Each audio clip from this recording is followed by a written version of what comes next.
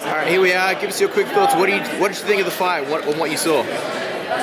My heart nearly jumped out my chest 3 or 4 times. It was one of the most ridiculous fights I've ever seen. I'm just glad it didn't go to the floor because that guy can wrestle.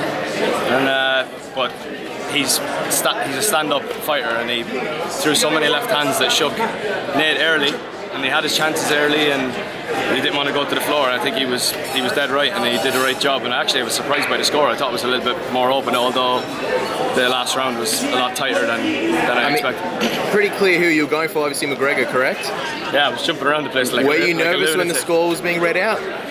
I kind of had a feeling it was leaning toward. I think everyone kind of knew it was leaning towards more of a Conor decision. But obviously, when Bruce is reading out scores, it's quite tense, and he effectively only won it by 2 points or something, whatever it was. So yeah, I think we're in for a good night.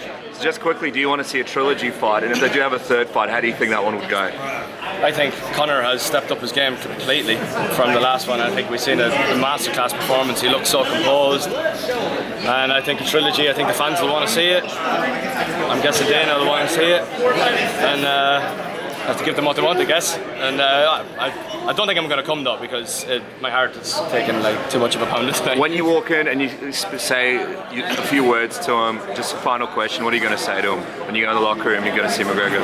First few words. Well, I was at the weigh-in yesterday, and it was the first time I'd actually had the full-on McGregor experience. I've been to a couple of his fights before, but with the Irish, there's like 1,000, 1,500 Irish there yesterday at the weigh-in. The support that he has is incredible. So I just say to you what we always say to each other is we're trying to do our country proud. So I'm glad that he did our country proud tonight. It was great. Thank you so much. Thank you so much.